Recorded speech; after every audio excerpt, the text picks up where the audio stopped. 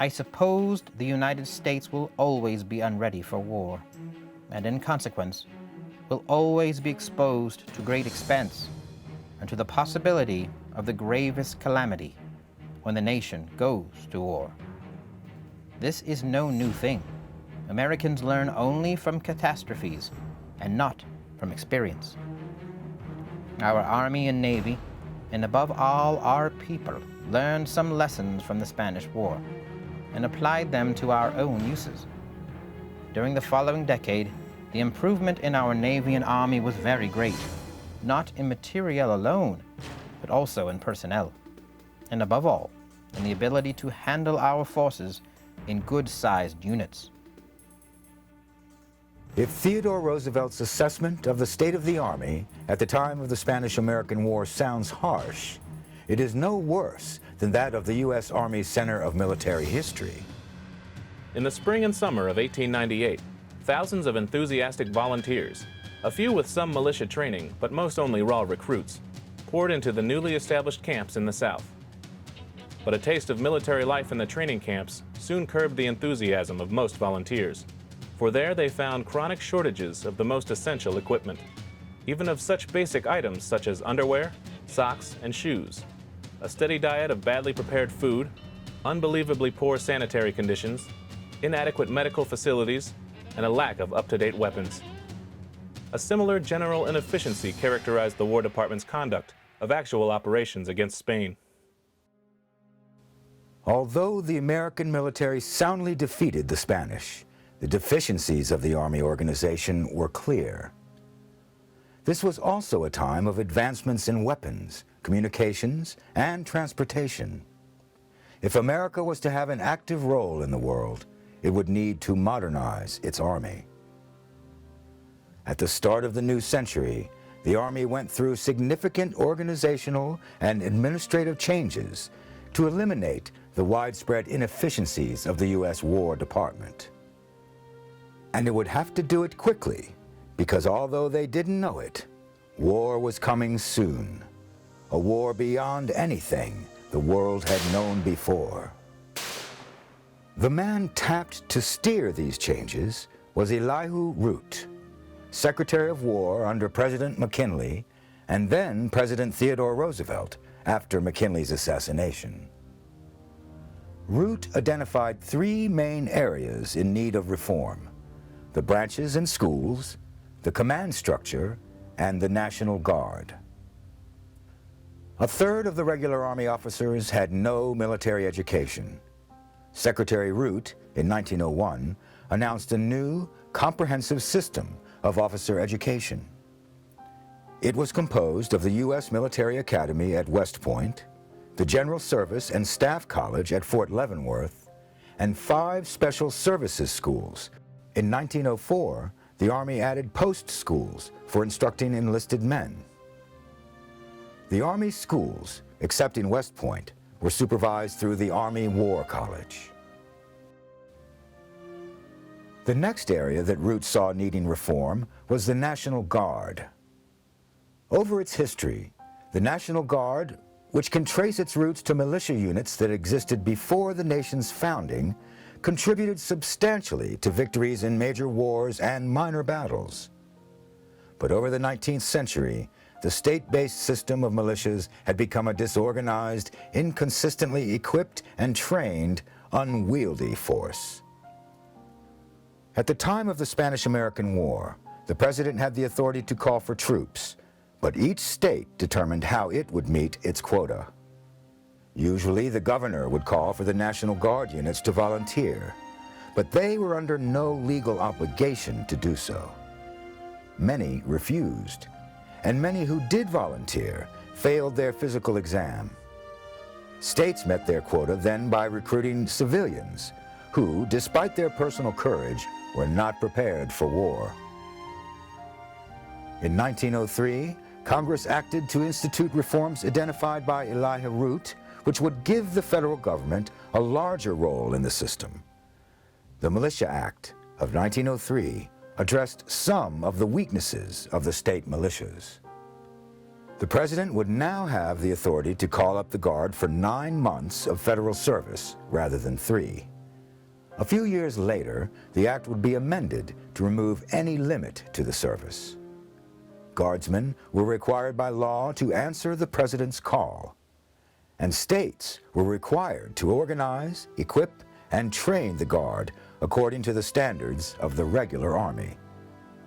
In 1916, as World War I raged across Europe and the U.S. seemed increasingly likely to become involved, the National Defense Act would complete the conversion of the haphazard state militias into a well-trained, fully equipped, reserved force of the U.S. Army. The act gave the War Department the authority to determine the type and number of units for each state, and required Guardsmen to take an oath of loyalty to the federal as well as to the state government. The act also greatly enlarged the nation's military force, authorizing a peacetime regular army of 175,000 men to be enlarged to almost 300,000 in wartime. Meanwhile, the size of the National Guard was quadrupled to 400,000 citizen soldiers obligated to respond when the President called, though the Guard would still answer to the Governor as their commander-in-chief at all other times. The 1916 Act created a new Reserve Officer Training Corps program to establish training centers for officers at colleges and universities. Changes were also made to the criteria for the nation's highest combat award, the Medal of Honor. To further raise the bar for that highest award, in 1918, Congress created the Distinguished Service Cross and the Silver Star in response to a recommendation from General Pershing. He pointed out the need to recognize actions that were valorous but not above and beyond the call of duty. The Medal of Honor would now be reserved for the most extraordinary examples of valor. Henceforth, the Medal of Honor would only be bestowed upon individuals in the Army, Navy, or Marines who distinguished themselves conspicuously by gallantry and intrepidity at the risk of their lives above and beyond the call of duty while engaged in armed conflict. Despite the tightening of the rules, 119 men would be awarded the Medal of Honor for their valorous actions during World War I. Before that war, the U.S. Army had the opportunity to test some of its organizational improvements on a smaller conflict in Mexico. The Mexican Revolution was spilling over into the U.S. Angered by U.S. support for a rival, Pancho Villa, a former Mexican general and former governor of Chihuahua, now led a guerrilla army in a series of attacks along the border.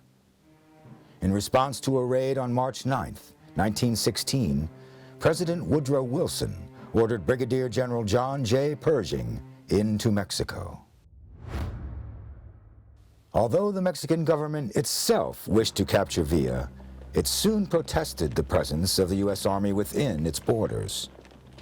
Hunting Villa became much more difficult, and within a few months, Wilson had called for 75,000 National Guardsmen to help police the border. Pershing was unable to capture Pancho Villa before being called to a larger task, the war in Europe.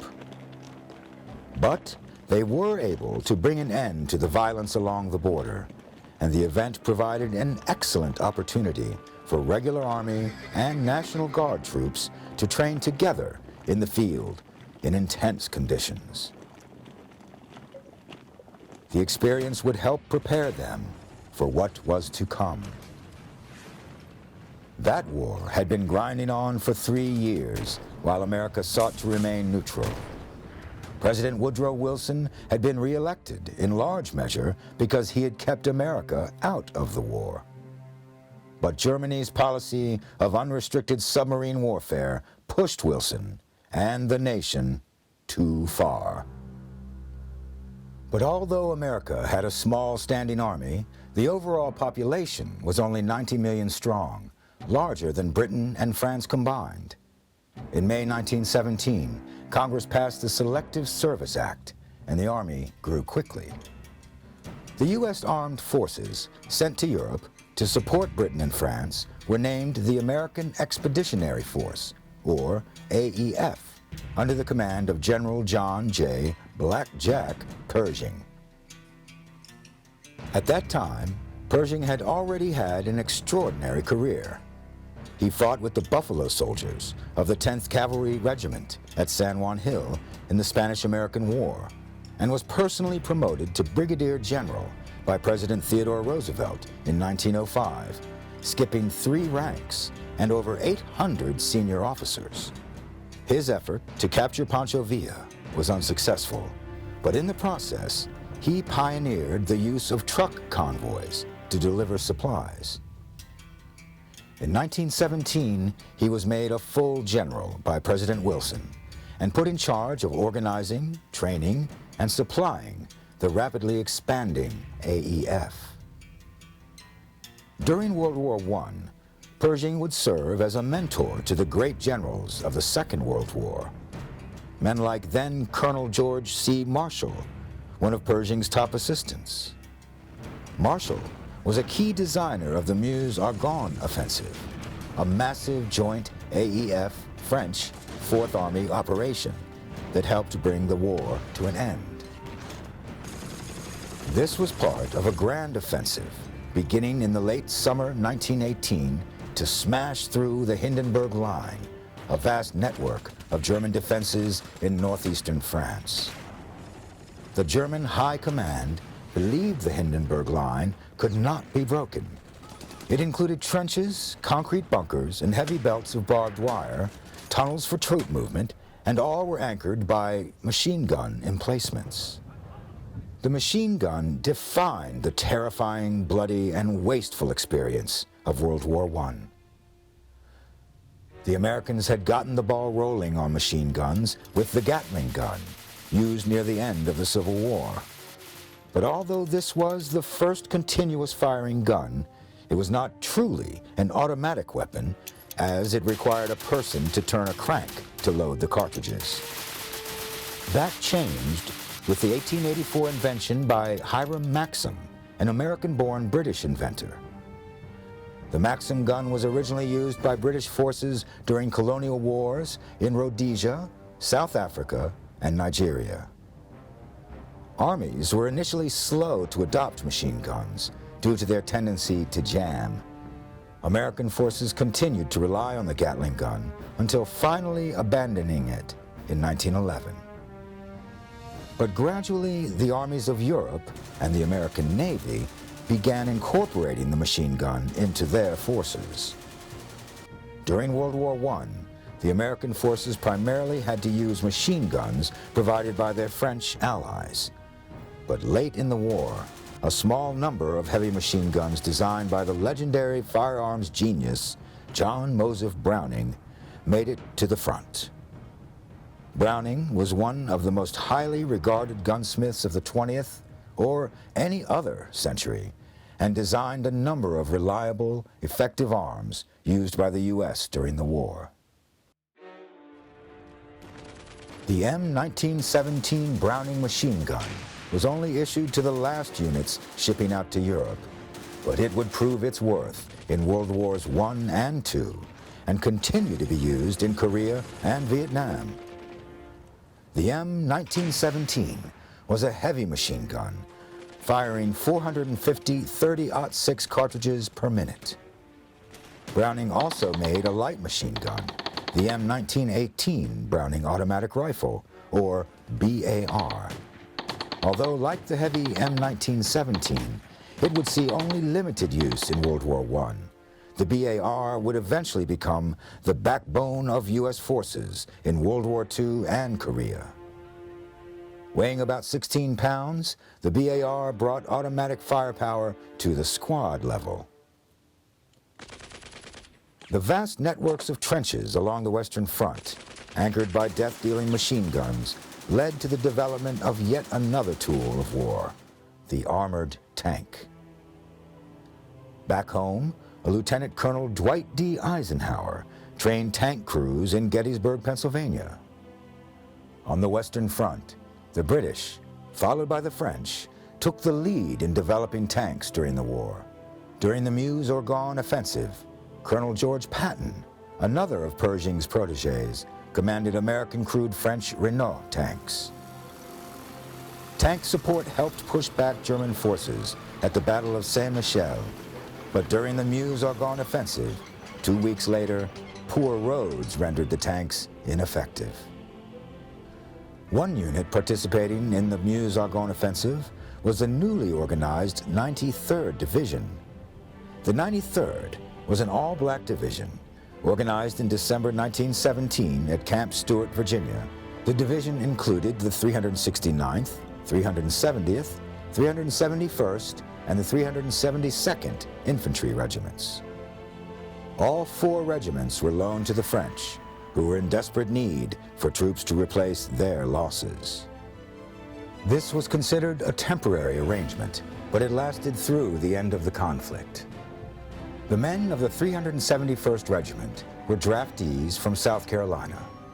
They arrived on the Western Front in April 1918 and began training with the French. In the summer of that year, they served as part of the French Fourth Army and participated in the occupation of the Verdun sector. In September, the 371st moved with the rest of the French Fourth Army to take its role in the Allies' final major offensive. This was a joint operation with the American Expeditionary Force's First Army under Pershing. By its actions in this offensive, the 371st earned honors from both the French and American forces. The regiment as a whole was awarded the French Legion of Honor and the Croix de Guerre. 10 individual officers and a dozen enlisted men were also decorated with the American Distinguished Service Cross.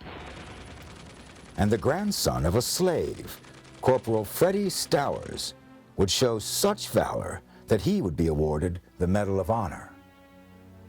In the early morning of September 28, 1918, what was to be the last day of his life, Corporal Freddie Stowers served as the squad leader of Company C as they prepared to take Hill 188 in the Champagne-Marne sector.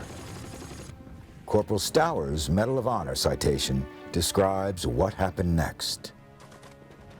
With extraordinary heroism and complete disregard of personal danger under devastating fire, he crawled forward, leading his squad toward an enemy machine gun nest, which was causing heavy casualties to his company. After fierce fighting, the machine gun position was destroyed and the enemy soldiers were killed. Displaying great courage and intrepidity, Corporal Stowers continued to press the attack against a determined enemy. While crawling forward and urging his men to continue the attack on a second trench line, he was gravely wounded by machine gun fire. Although Corporal Stowers was mortally wounded, he pressed forward, urging on the members of his squad until he died. Inspired by the heroism and display of bravery of Corporal Stowers, his company continued the attack against incredible odds, contributing to the capture of Hill 188 and causing heavy enemy casualties. The Argonne offensive continued, and in the next phase, another American soldier would also demonstrate valor above and beyond the call of duty and be awarded the Medal of Honor. Like Stowers, this man was a corporal. The world remembers him better, however, by his later rank, Sergeant York. Alvin York wrote of his actions on October 8, 1918. As a memorial in the French village of Châtel-Chehery states, armed with a rifle and pistol, he silenced a German battalion of 35 machine guns, killed 25 enemy soldiers, and captured 132. Stowers and York were both citizen soldiers who registered with the Selective Service and answered the call when America went to war. The Meuse-Argonne offensive was a success. The Hindenburg Line was broken, and on November 11, 1918, the Germans signed an armistice agreeing to a ceasefire.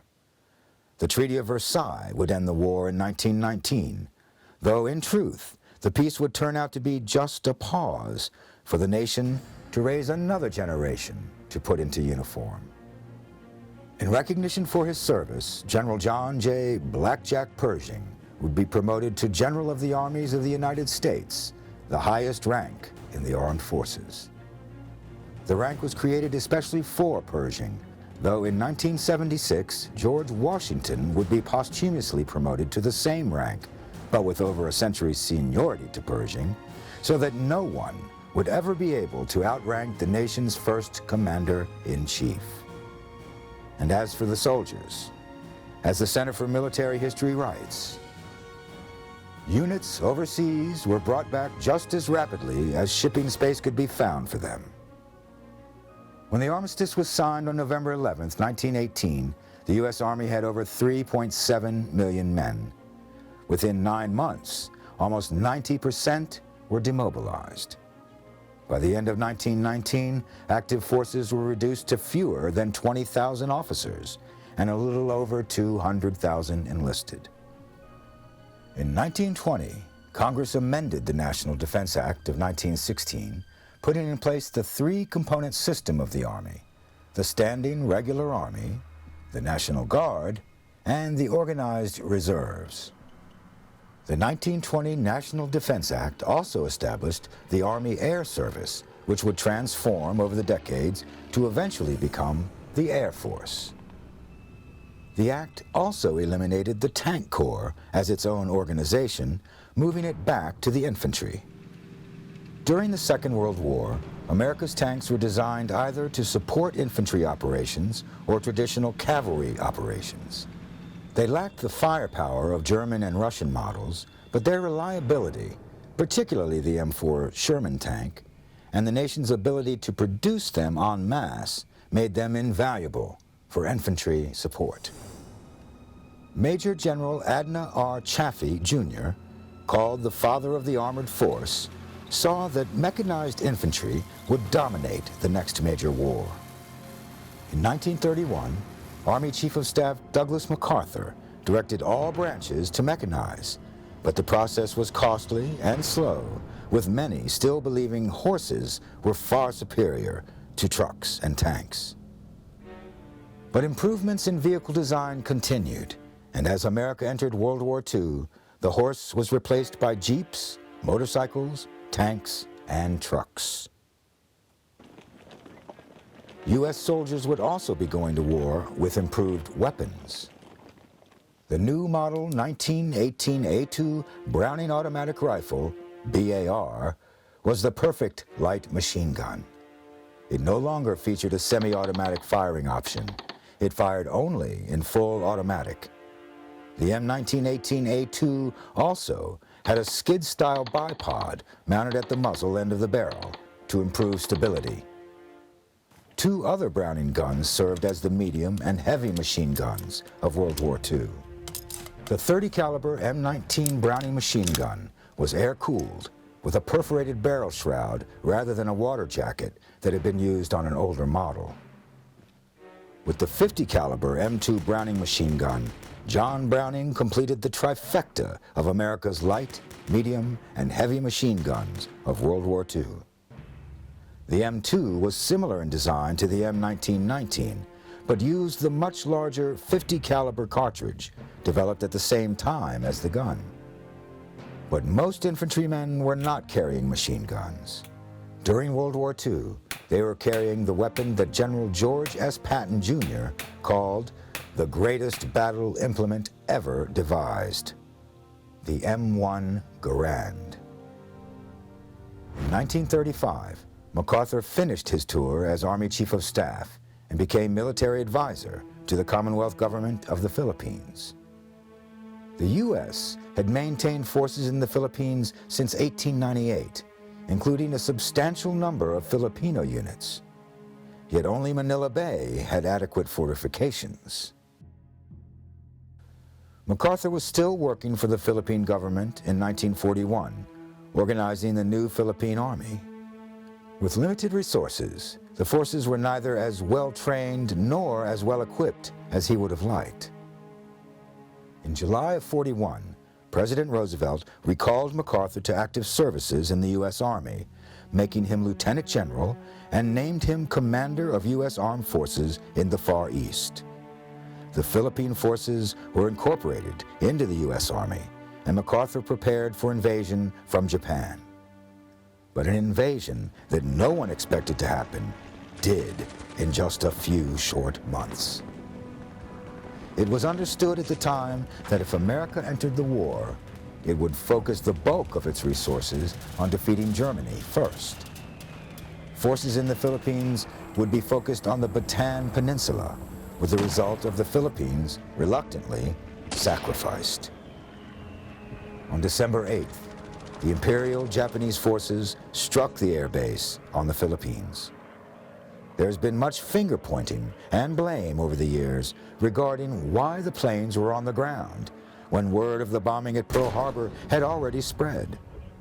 But regardless of the reasons, the Japanese were able to destroy over half of the Far East Air Force's planes on the first day of the war.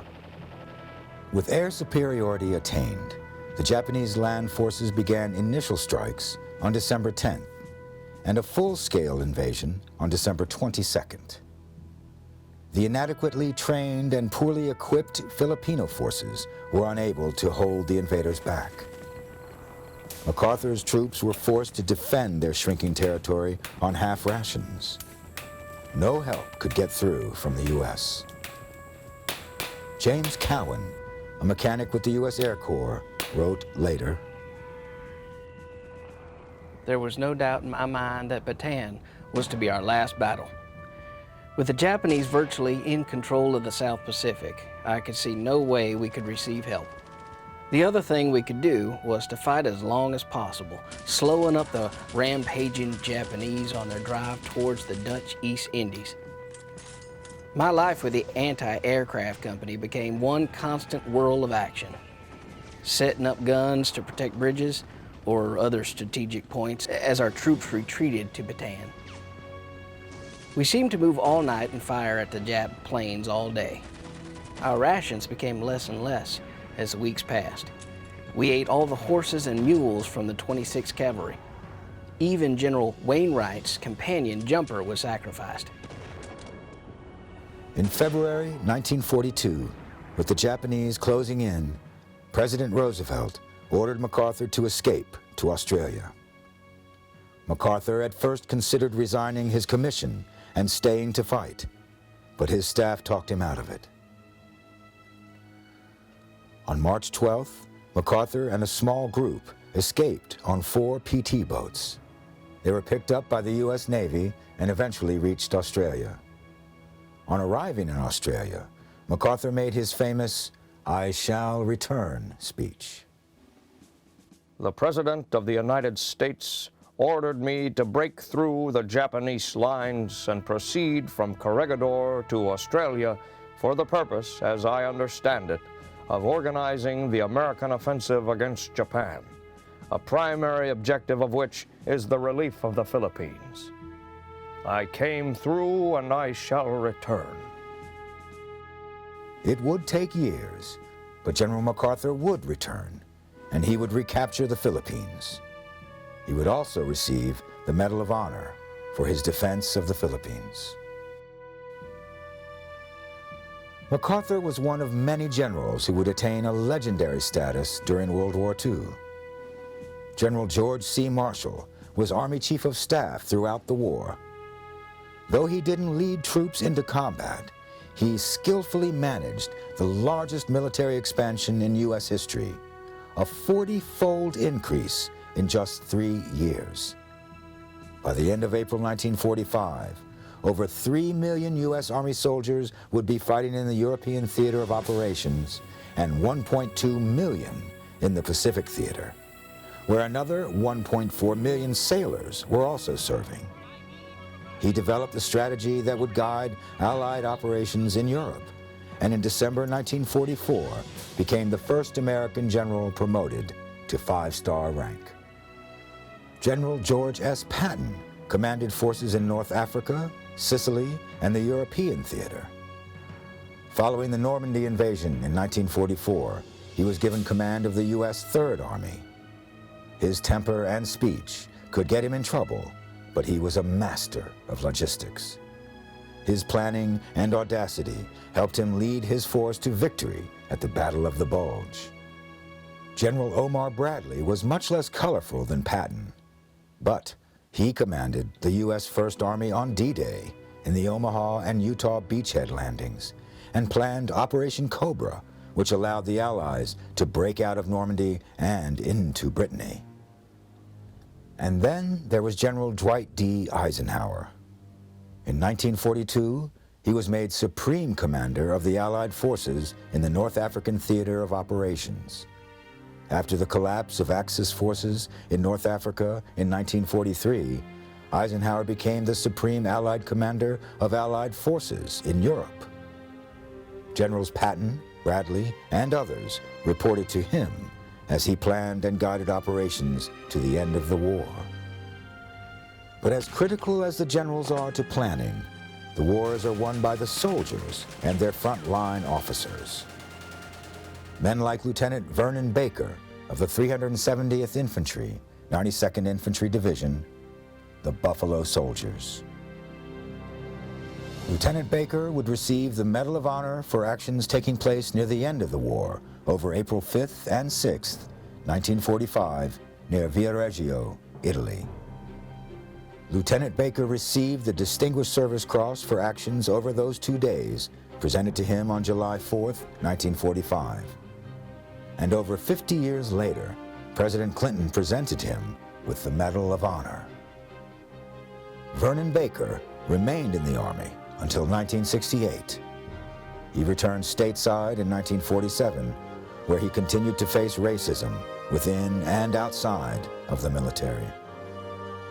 But on July 26, 1948, President Harry Truman signed Executive Order 9981, declaring that there shall be equality of treatment and opportunity for all persons in the armed services without regard to race, color, religion, or national origin.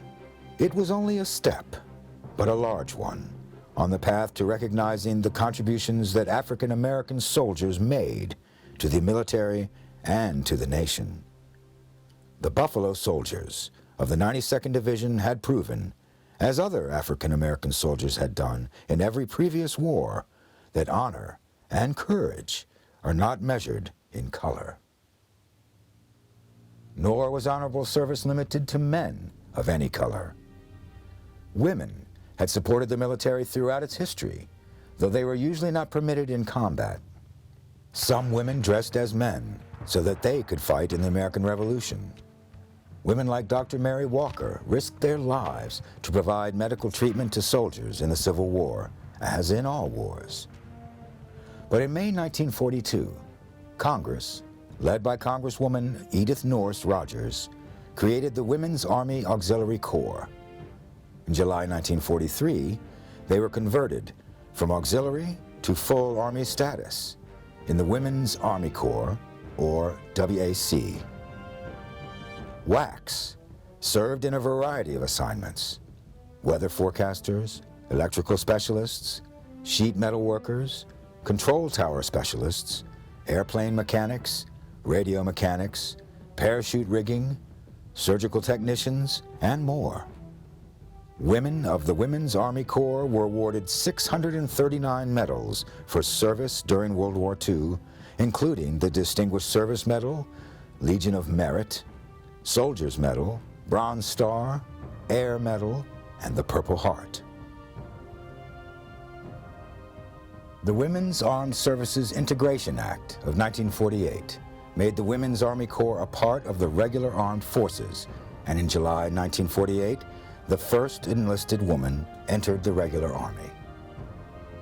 But while the number of women in the Army may have been rising, the overall size of the Army was shrinking rapidly. The Axis powers surrendered in the summer of 1945, and America was ready to bring the troops home. But veterans were returning home to a grateful nation. The GI Bill in 1944 provided a range of benefits to returning soldiers, including low-cost mortgages, business loans, tuition assistance, and up to a year of unemployment compensation. By 1956, over 2 million veterans had used the GI benefits to go to college or university, and almost 7 million more used the benefits for other training. Meanwhile, the country of Korea was coming out from under 40 years of control by Imperial Japan and was being split apart between communist forces in the north and nationalist forces in the south. The nation was split in half at the 38th parallel. In the south, the U.S. maintained a small number of military advisors. The Soviets dominated the northern half, which was filled with communist Korean soldiers who had just helped Mao Zedong's forces take control of China. On June 25, 1950, North Korea, with Soviet and Chinese approval, invaded South Korea. The U.S. convinced the UN Security Council to establish a United Nations Command, or UNC, to defend South Korea under the leadership of the U.S. and General Douglas MacArthur. General MacArthur planned a bold and brilliant amphibious assault at Incheon to take back the South. Incheon was the port for Seoul, 18 miles inland, and was the closest possible landing site to the capital, and the communication center was there. The history of war proves that 9 out of 10 times an army has been destroyed because its supply lines have been cut off. We shall land at Incheon, and I shall crush them. The Joint Chiefs in Washington were doubtful of his plan, but MacArthur's gamble paid off. The daring assault was a tremendous success. By September 23rd, North Korea was in retreat from the Pusan perimeter. And on September 29th, 1950, MacArthur reported, "By the grace of a merciful providence, our forces fighting under the standard of that greatest hope and inspiration of mankind, the United Nations, have liberated this ancient city of Seoul." The Incheon offensive succeeded in driving the North Koreans back across the 38th parallel. But in late November, attacks by all Chinese forces hammered units of the United Nations Command. The Soviets provided air support for any battles in communist territory, and UNC forces in North Korea began to fold, and MacArthur ordered a withdrawal. In late December, a new commander under MacArthur took over the battered 8th Army, General Matthew Ridgway. He restored confidence in his troops, pushing officers to the front lines and out of the rear command posts. Under Ridgway, the 8th Army inflicted heavy casualties on the enemy and recaptured Seoul in March 1951.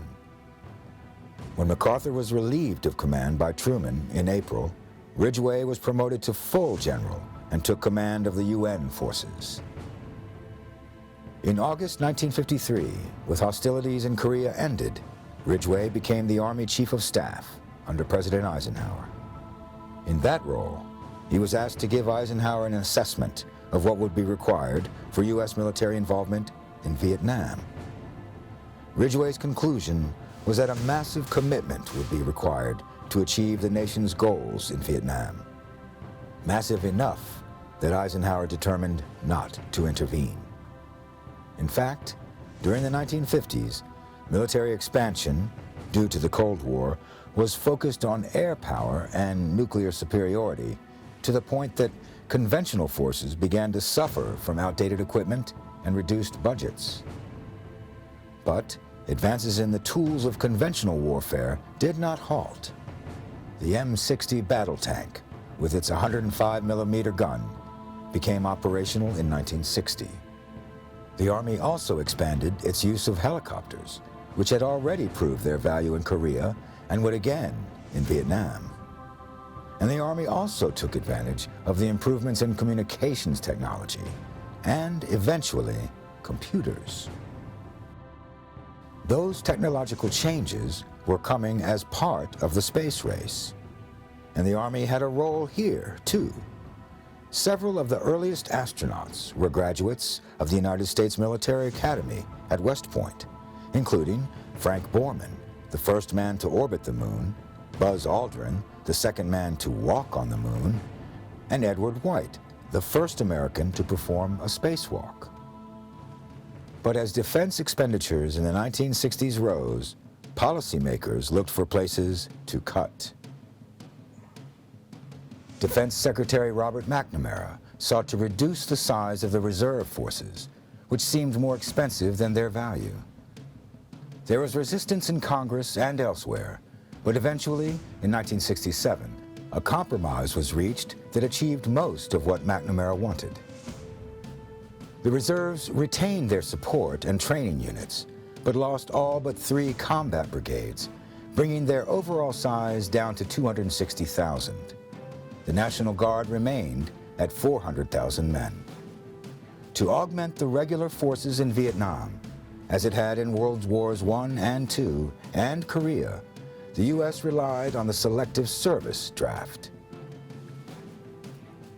The first major conflict of the Vietnam War was the Battle of Ya Drang, beginning with the battle at Landing Zone X-Ray. In the week before Thanksgiving, in 1965, the U.S. Army came head-to-head with the North Vietnamese Army for the first time. It was a battle that would lead to 3 separate Medals of Honor. North Vietnamese Army, or NVA, regiments had attempted the destruction of a U.S. Special Forces camp, and the 1st Cavalry Division was pursuing them. On November 14th, 1965, this pursuit led the 7th Cavalry Regiment's 1st Battalion to the Ya Drang Valley on a search and destroy mission. Battalion Commander Lieutenant Colonel Hal Moore entered the valley first with members of his Bravo Company. 16 helicopters shuttled Bravo Company into Landing Zone X-Ray on the northeast side of Chu Pong Mountain. They would secure the landing zone and await the battalion's Alpha, Charlie, and Delta companies. From the air, LZ X-Ray looked flat and open. On the ground, it was a different matter. The landing zone was covered with elephant grass, up to 5 feet high, perfect for hiding enemy soldiers. Enormous anthills dotted the area, large enough to provide cover for weapons units. Colonel Moore knew that the enemy had forces in this area. What he didn't know was that 3 regiments of the NVA were gathered nearby. Far more soldiers than the 1 company he had managed to bring in so far. The Americans received an alert to the size of the forces they would be facing when Bravo's 1st platoon discovered an unarmed NVA deserter. When questioned, he reported that there were 3 NVA battalions on Chu Pong Mountain, and they were anxious to kill American soldiers. As Bravo Company intensified their search for enemy units, Alpha Company, including Alpha's 2nd platoon leader, Lieutenant Joe Marm, landed and secured the landing zone. Bravo Company's 1st platoon was hit by an enemy force of about equal size a little after noon. Flanked on both sides, the platoon radioed for help. Colonel Moore's battalion was being hit hard, all over LZ X-Ray. The 5th airlift of the day, carrying the last of Charlie Company and the lead elements of Delta, was only able to land half of its helicopters. Mortar, rocket, and machine gun fire were so intense that Colonel Moore radioed the remaining 8 choppers not to land. They suffered attacks throughout the night, but units from the 1st and 2nd battalions would reach them the following day. In Vietnam, the Army and its commanding General William Westmoreland were forced to fight under strict limitations. They did not have the authority to strike at enemy bases in Laos or Cambodia or enter North Vietnam. Westmoreland believed that the U.S. could wear the North Vietnamese down through attrition, using the Army's superior firepower and mobility to ensure that the heaviest losses fell on the enemy. At the end of 1967, it seemed that he might be right. The momentum of the war seemed to be favoring the U.S. But the Tet Offensive, beginning on January 30th, 1968, changed the public's attitude towards the war. Tactically, the U.S. and South Vietnamese forces defeated the Viet Cong and North Vietnamese attackers. But the political impact was devastating.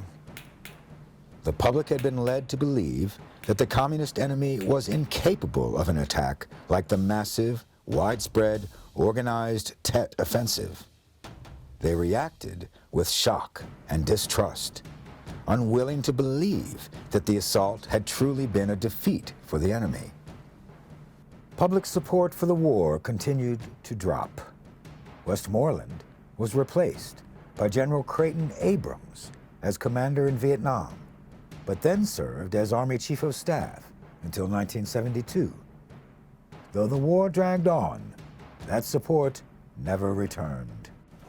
When the Army left Vietnam in the 1970s, it was at a low point. Racial tensions, heroin addiction, and the desperate desire to not be the last man to die in Vietnam had all dealt the military a harsh blow. Discipline was terrible. Morale was worse. The end of the war did not mean the end of problems, but eliminating the draft and establishing an all-volunteer army would prove an important step in the right direction. An all-volunteer force would be better paid and better treated, while soldiers in an army with the unlimited manpower provided by the draft might be given menial, non-military duties that could sap morale.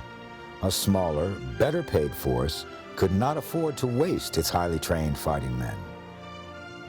This meant fewer soldiers, to be sure. The Army shrank from its Vietnam high of 1.6 million in 1968 to fewer than 800,000 in 1974. This meant a greater reliance than ever on the reserves. This was the total force policy. The three components of the Army, regular Army, reserves, and National Guard, would be treated as a single force. The Volunteer Army also meant a more expansive policy toward women.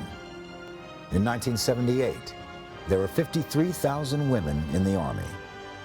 By '83, that was up to 80,000. Training for women was greatly improved and began to include training in small arms. Then, in the year of the nation's 200th birthday, over 100 women were admitted to the military academy at West Point. The Women's Army Corps was no more. These women were soldiers. And this process continued, with individual units including both men and women. By 1990, when the Army went to Saudi Arabia during the Gulf War, almost 9% were women. The Gulf War was the first major operation for the Army since Vietnam. Despite participation in operations in El Salvador, Grenada, and Panama, the Army was largely untested over the previous 2 decades. After the collapse of the Soviet Union, in fact, there was much talk about shrinking the military, no longer needed now that its enemy was gone. Its overwhelming success against Iraq in 1990 through 91 would demonstrate to the world that the U.S. maintained the finest fighting force on earth. After Saddam Hussein's Iraq invaded Kuwait in August 1990, America's first priority became the defense of Saudi Arabia.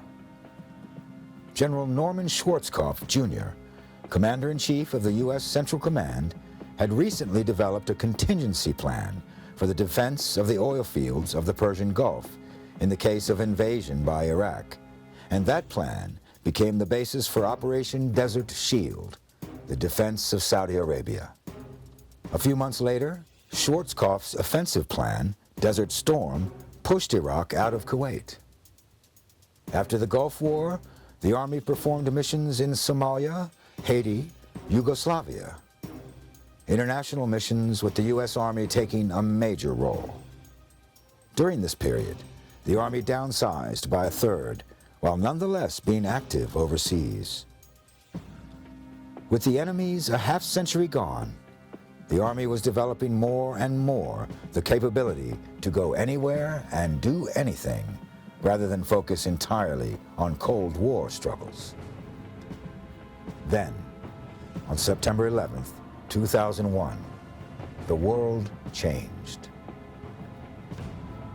The Al-Qaeda attacks on the homeland shook the nation and reoriented the military toward a prolonged war against non-state actors. A war of both defense and offense. National Guardsmen augmented the security of airports around the country. Soldiers were deployed to assist agencies such as the U.S. Border Patrol. And in less than a month, Operation Enduring Freedom began with a series of air and missile strikes against Taliban command and control targets, combined with humanitarian food drops to demonstrate that the U.S. was at war with the government, not the people of Afghanistan. In November 2001, the Taliban was forced to flee from Kabul. But the fight was far from over. The war in Afghanistan would become America's longest-running war. As of 2012, American forces are still fighting in Afghanistan. And while the long, deadly mission in Afghanistan continued, the U.S. also returned to an old foe, Saddam Hussein in Iraq. U.S. Army General Tommy Franks led an invasion into Iraq on March 19, 2003. Just a few weeks later, on April 9th, Baghdad fell to U.S. and coalition forces, ending Saddam Hussein's 24-year rule. But, as with Afghanistan, the war in Iraq did not end with the collapse of the belligerent government.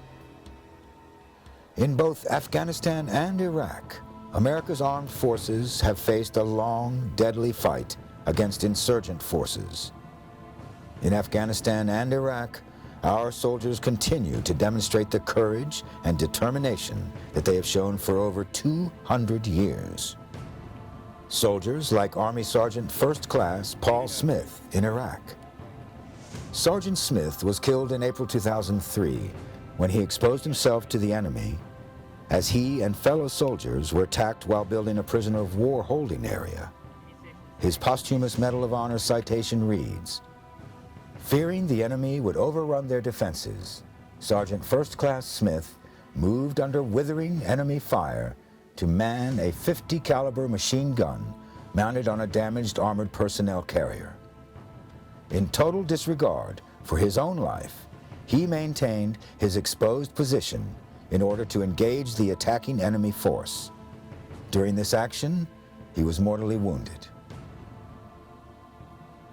Private First Class Ross McGinnis also earned the Medal of Honor, received posthumously, for choosing to put his body between a fragmentation grenade and his fellow soldiers in Iraq in December 2006.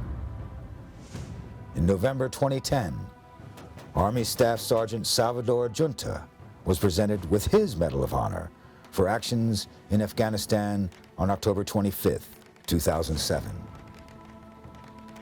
In May 2008, Army Staff Sergeant Leroy Petrie and his 2 fellow Rangers had been wounded by enemy fire and shrapnel from a grenade. When a second grenade landed among them, Staff Sergeant Petrie, with complete disregard to his own safety, scooped up the grenade and threw it away from his fellow Rangers. The grenade detonated as he released it, amputating his right hand at the wrist and further injuring him with multiple shrapnel wounds. These soldiers, and the tens of thousands of men and women fighting in America's Army today, continue to provide an inspiration to Americans young and old. They remind us all that freedom isn't free, that America has enemies that must be fought, and that we are honored to have American soldiers volunteer to be the shield and sword that defends us all. In its more than 2 centuries of existence, the Army has stood against enemies both foreign and domestic. Composed of both professional warriors and citizen soldiers, the Army won the nation's liberty from Great Britain. It defended settlers from attacks by indigenous tribes that were often supported by European nations. It defeated insurrectionist forces from the short-lived Confederate States of America. It supported our allies while defending our own interests abroad, and it proved our willingness and ability to resist Soviet and communist expansion. And it followed our enemies to every corner of the earth.